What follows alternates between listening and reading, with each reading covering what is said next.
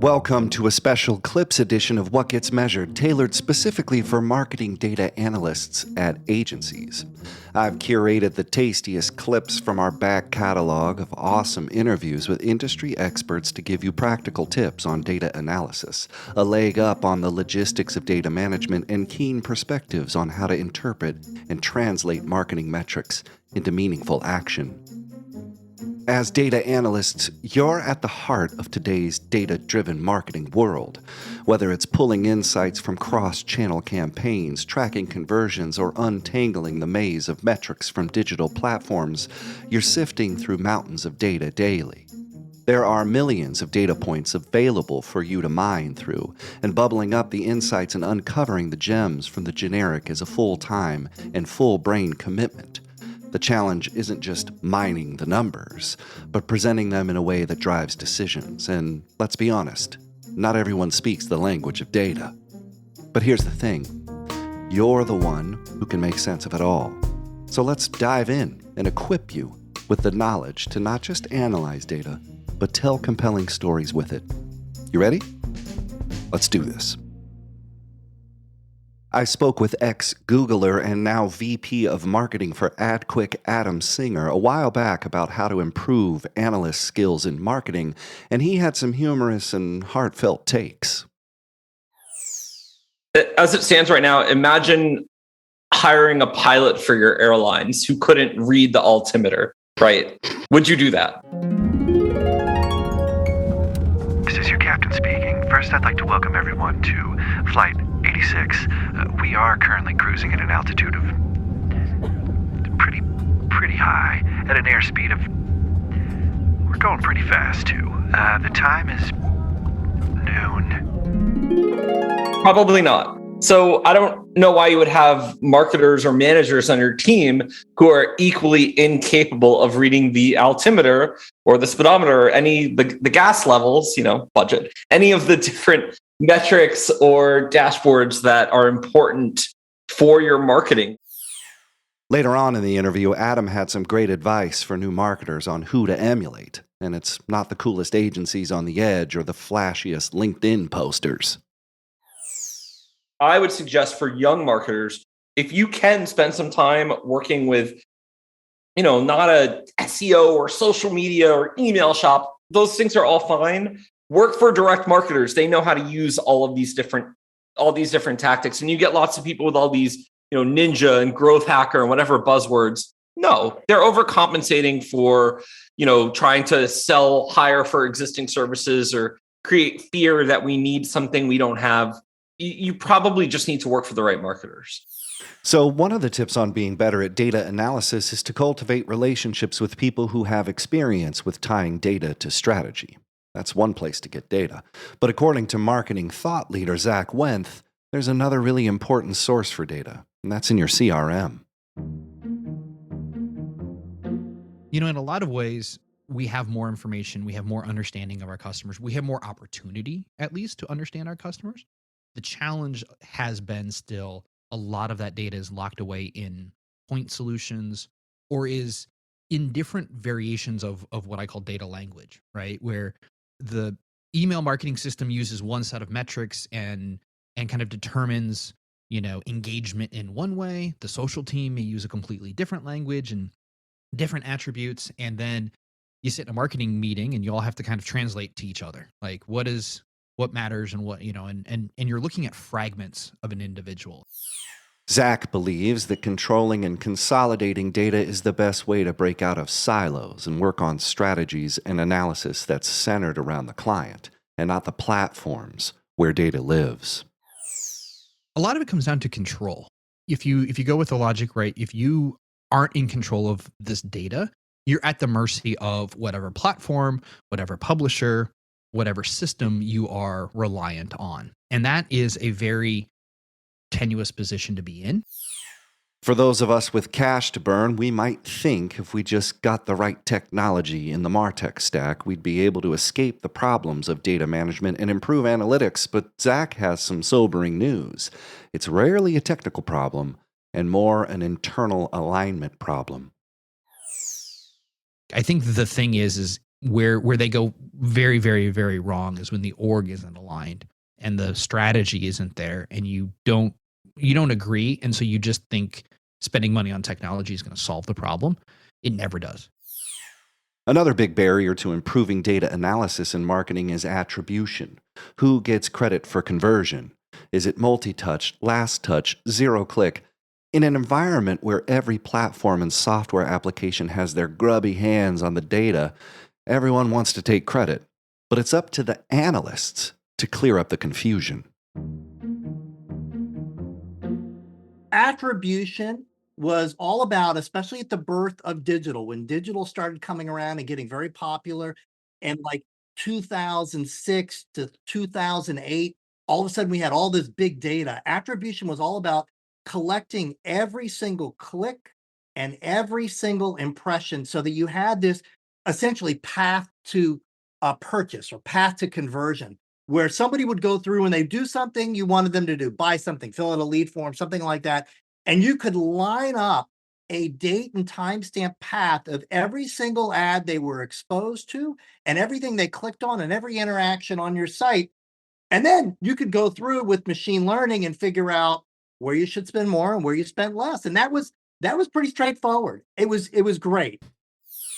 That's Jeff Greenfield, co-founder and CEO of Provalytics, talking about the history of click-based attribution. And since the interview, Google has talked about taking cookies away and then holding back and then finally leaving it up to users.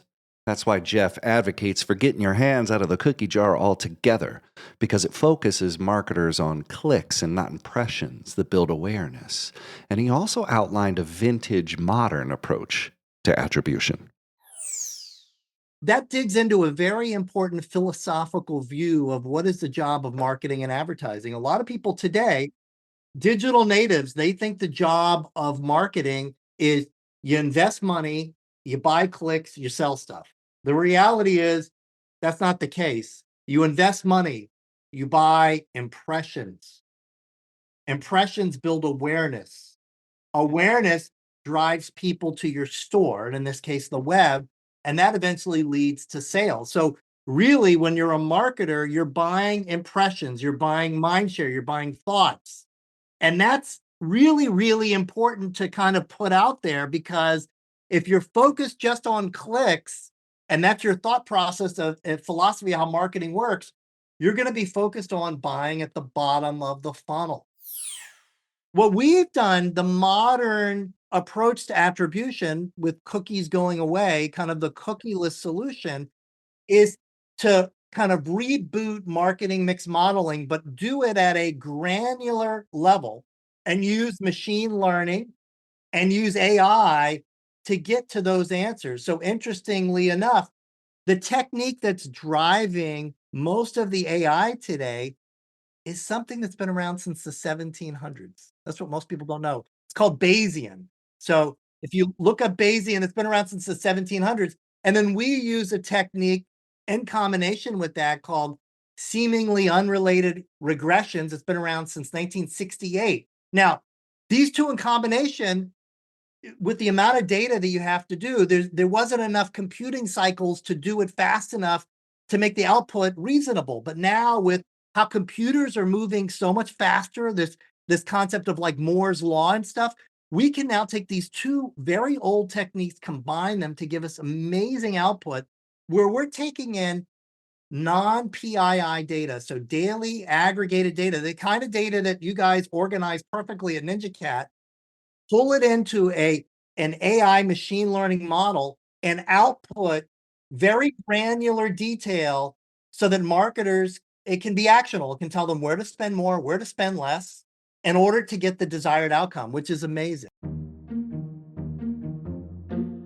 What's astonishing to me is that a lot of the smartest people in marketing are talking like Jeff, speaking about marketing mix modeling, sharing a vision of the future that takes advantage of the best performing functions of technology, like LLMs with datasets, and pairing it with a broad, strategic, even philosophical stance on how to approach information and learning and using data to guide agency and client success. That's why marketing data interpretation is going to be a massively important feature for data analysts to lean into as we get into the AI era. Thankfully, we have good advice from a really smart statistician like Kyle Block from Gradient Metrics to help us sharpen our interpretation skills. And there seems to be a lot more of a focus on the methodology, right? The sexiness, the uniqueness of it, the novelty of the method. And that is where a lot of resources go. That's what attracts a lot of students probably to data science and econometrics. And I've always been a bit disappointed that the interpretation and the utility of those very impressive methods is downweighted. Kyle's saying something important here. Being obsessed with templates and best practices. Marketing as an industry loves methodology, but since marketing success is experienced in unique ways for unique clients, the interpretation of metrics is seen as something in the eye of the beholder. But Kyle has a simple question data analysts can ask that will open up their interpretation abilities. But the first question that one should always ask is, where did this data come from? And more specifically, what population is this data claiming to be generalizable to? Because it could be that this highly favorable rating is from a sample, let's say it's a US-based company that only sells products in America. It could be that the data sample is from a bunch of individuals who live in the Netherlands. Oops. It sounds basic, but like there's a lot of what we call sample frame mismatch, where the question you're trying to answer relates to a specific population, yet the data that was collected to help answer that question maps to a slightly different population, and you make important decisions based off of the wrong population. So that's question one. And then the second is, what sort of transformation or manipulation did this data have to go through? And this can reveal things like, were these data scaled to a particular benchmark? Is it normalized over the course of a year or 6 months? Or is it a projection into the future? Those can look very different. The answers to those kinds of questions will, of course, have very different implications on the decisions you make. So those are the two really fundamental questions I would love the new burgeoning field of data interpreters to start encouraging and evangelizing. Where does data come from, and what kind of manipulations and or scaling did these data even go through? Let's start there. There's always some sort of business question you have that a specific application can't answer, and you need to be able to be flexible and scale at the speed of your business and answer any questions. So I think you always need that custom data stack with a data warehouse. However, if there's applications out there that can really solve a lot of the problems of a specific department or specific case, that's awesome to have that.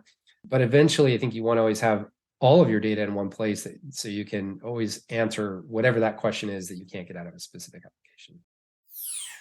That's Aaron Clymer, founder and CEO of Data Climber, in a previous episode on how to turn data into intelligence, and the point he's making is echoed in all the interviews I've been in with data leaders. The tools are secondary to the talent. You can have access to all the data on Earth, but if you don't have keen insight on the specific questions you need answered to make decisions for clients or internally, then you'll never get off square one. We'll end with a quote from Aaron that will either scare or inspire data analysts, and that's his firm stance on the trustworthiness of data, something analysts have a big hand on in every instance where data is shared and pored over. Trust in data is not something born from pristine data sets. It's something forged with every data presentation. The worst thing that can happen in a data project or for a data initiative is to have lost trust in the data. So deploying data that's invalid or otherwise not true, or there's just been mistakes or issues in the data, or there's missing data, all sorts of dirty data problems. But not trusting data can really sink an entire project. As you can imagine, losing trust in anything, in anybody, any organization, really hard to get that back once you've lost it. Remember, the true power of data analysis lies not in the data itself, but in how you use it to answer the critical questions that drive business success. Data analysts' ability to clarify, interpret, and apply data creatively and strategically will not only enhance your career, but also shape the future of marketing. That wraps up our special compilation episode on the role of data analysts in ad agencies. We hope these insights from our past episodes have provided you with valuable strategies and ideas to implement in your role. For more detailed discussions, check out the full episodes linked in the show notes.